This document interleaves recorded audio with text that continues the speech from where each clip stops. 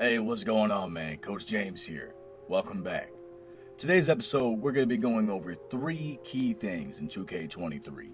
We're going to be going over the most efficient way to score, basket cuts, and how that can create opportunities for your shooters by forcing the defense to collapse.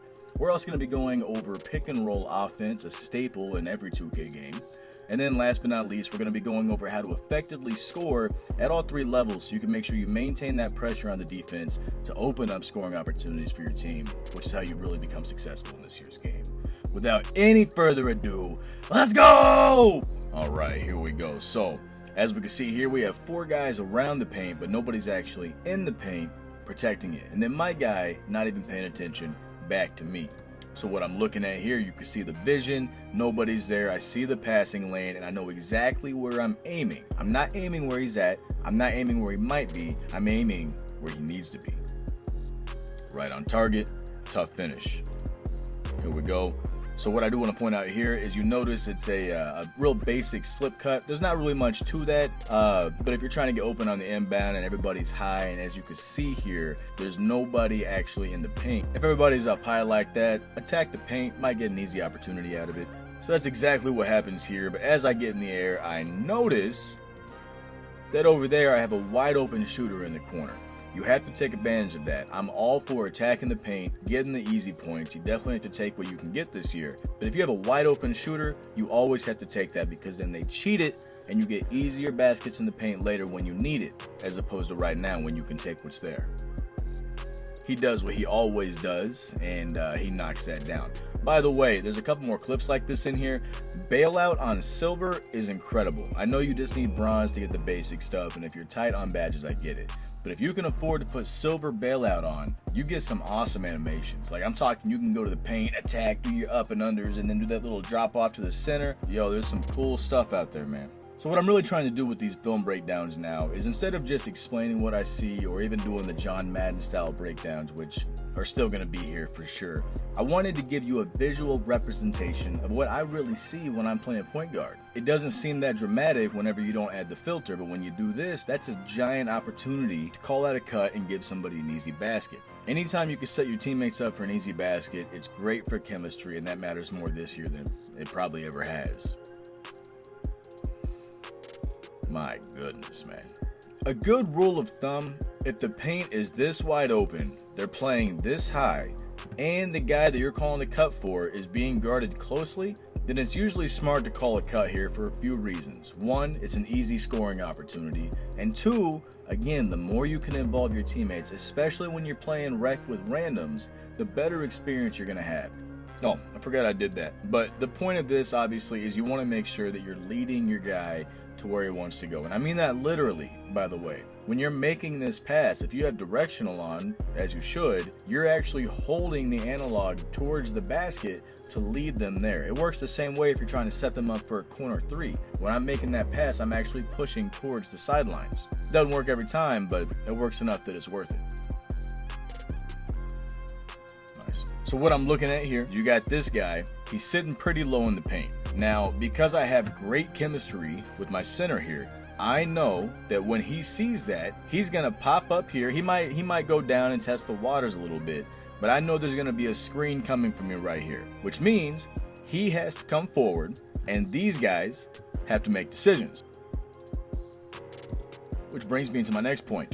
This guy, who I do not have great chemistry with, so I was really happy to see him do this, he sets a tremendous back screen right here, giving my guy the opportunity to slip. Now, maybe he's smart enough to sit back here and play defense. I don't think he is. Most people aren't. So that's a chance that I'm going to take because he's probably going to try to wrap around behind. He's going to try to get over top, and it's going to be chaotic down there like it already is.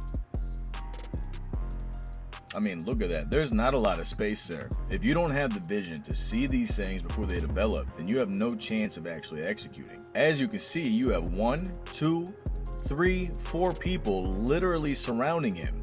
But because of the back screen that was set by this guy, because I knew my center was not going to drop down and force this guy to at least take a step to the three-point line. That's all I need. Take a step to put yourself out of position. Both of these things happened, giving me a passing pocket. I took advantage of it, and we got a nice bucket. Nice. Okay, so what I'm looking at here, this is my guy right here. That's not the center's guy. It's my guy. So he's going to fight over that screen to play defense on me somewhere up here. He's not going to get stuck below it. This guy is attached to him.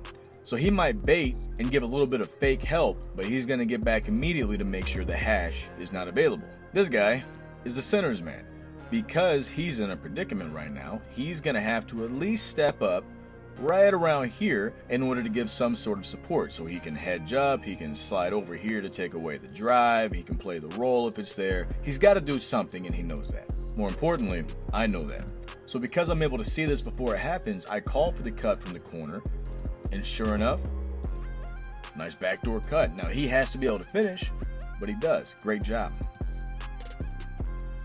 Okay, just a real basic rim run. That's it. Just paying attention. That's really all it is. If I see a lane that's developing, I'm looking for someone to cut. If they don't cut, that's fine. I move on. But if they do, I have to be ready.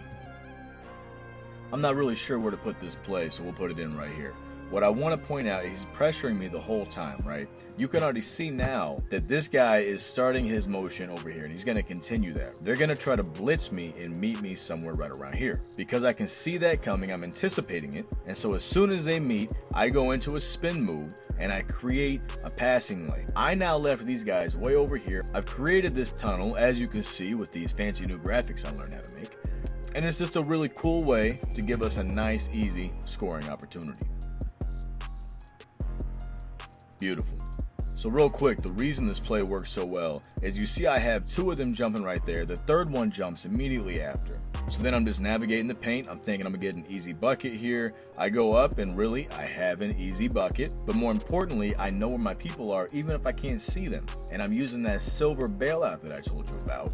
And it creates a beautiful pass right into his pocket. And he's able to get that shot up before the defense even knows what happened. I love that crossover, man. Donovan Mitchell. Nice, easy pull-up. Listen, man, this year, you got to take what they give you. Mid-ranges are overpowered, especially when you're playing like Penny Hardaway.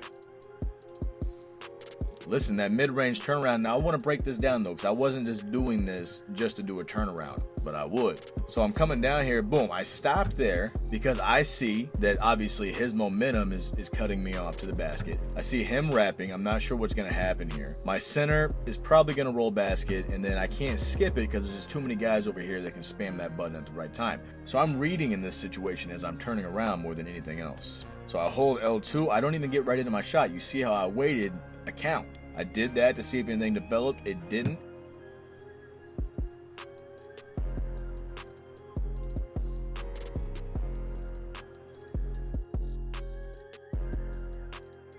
Jeez Louise. Okay, relevant. So look, anytime something like this happens, there's two things that need to happen. One, whoever the shooter that's stuck in this corner, you don't want to stay here because this guy, curly top, is curling over to get you. So you want to rotate to this big open area, right? You have all this space. If he rotates this way, he's going to see you coming and realize that he has all that space. So now we're opening up the floor. Now for that to matter, this guy has to be aware that, oh crap, I got 1, 2, 3 guys on me. I probably should get rid of the ball. And he does. Smart player. I actually look forward to playing with him again. And that's exactly what happens. He waits. He sees me wide open right behind him. Easy knockdown. Beautiful. Hey, that spin move, double tap square, Chico, if you're a big man, that's a nice, easy way to get contact dunks, too. All right, baby. Pick and roll. This is where the money happens. Now, listen. So here we have a double screen. I actually kind of want to make a whole offense about double screens, horns, specifically for Pro-Am, but I need to get the community involved so we can build up the Pro-Am team before I put that kind of effort in. But it's coming. That's what she said. So anyways, double screen here. As you can see, icons up. Now, what I'm looking at here, we've already been over this, so you should know exactly what I'm looking at. But look at this guy. The center is all the way up here. There is nobody even touching the paint. When you combine that with these guys playing tight coverage, it would be irresponsible of me not to call a cut here. So, using the double screens as a distraction, that's exactly what we do. Call for a cut. You see exactly where I'm aiming it, right to where I want him to receive it. We get a weird animation because 2K is gonna 2K, but nice bucket, great cut. Now here, another double screen. I love me some double screens, man. You can just do so much out of this. Like, if I wanted to pull this, look at all this space. There's nobody. I'm pulling that all day if I want to. However, because shooting's so crazy this year, I really just don't focus on getting my shot off like that. Nice double screen, so I attack as he jumps over it. We get to the mid-range. Now look at what we have here. We got two guys high. If one of them basket cuts and the other flares out, we're either gonna have a wide open three or a wide open basket cut. That's the beauty of a double screen, especially if you have a shooter, maybe even two in there. Oh my gosh, you can get so creative. You see my ADHD spiking? This shit's beautiful, man. Ah! And we're back. So anyways, that's exactly what happens. Look at that, man. Beautiful basketball. So we have a literal window of opportunity here for my big guy rolling to the basket. I don't pass to the shooter for a couple reasons here. One, you can already see this guy starting to sprint out here. But two, everybody's going to take away that three-pointer before they take away the basket cut. Threes are worth more than two. It's pretty simple math. So we see the cut, we take advantage of it. Now look, as soon as he touches the ball, so this is 86 pass speed, bing, bang, boom. As soon as it could possibly happen, he's already halfway closed out to the shooter. There would not have been a shot there. There was, however, some thunder. This isn't even being called for. If you don't know what to do on offense, if you're not spacing out to the hash, to the corner, or if you just honestly are playing with randoms in rec and you're tired of sitting in the freaking corner, set a screen. Set an off-ball screen. Set a ball screen. Dex and come back. You can do a lot of different things. Even if nothing comes out of it, you're going to make the defense think that something might, and therefore opportunities will present themselves. So a nice double screen, boom, he flares out. Now as he flares out to the wing, where maybe there's a shot, but probably not because he's running that way, you can see a nice screen right here by our center. Now I believe they're running a 2-3, so I probably could have hit a simple cross over here and had a wide open three-pointer or a kick out to the hash. However, shooting is crazy this year. We have a 5-point lead and we need to make sure we get the easy money. So I let the play develop. I had the icons up. You know that I see something. What else do I see? Nobody's even touching the... Nobody's touching the paint. So, again, we use the double screen as a distraction. We call for that backdoor cut because he's being guarded very closely in that top left corner. And as soon as we do, that's exactly where we're aiming. Nobody's in the paint. Nobody's even in the short corner. So this is the easiest cut. Wait for it to develop. Hit him in the sweet spot. Nice animation. Good screen there. Comes back. Now listen, that's something else that you can do as a center. If that first screen doesn't hit because they slip over, just flip that thing around, set it again, and create an opportunity. Now I could have pulled a shot here. However, you can see the center is running out of me. So he's either going to get a fluky contest, or more importantly, I'm probably going to have a slip present itself right here. Yep, that's exactly what happens, and he finishes with authority. Hey, listen, remember I told you that double tap spin? Direct basket cut. And that's something else too, right? So if you're a center, let's say you're setting great screens all game. That's fantastic.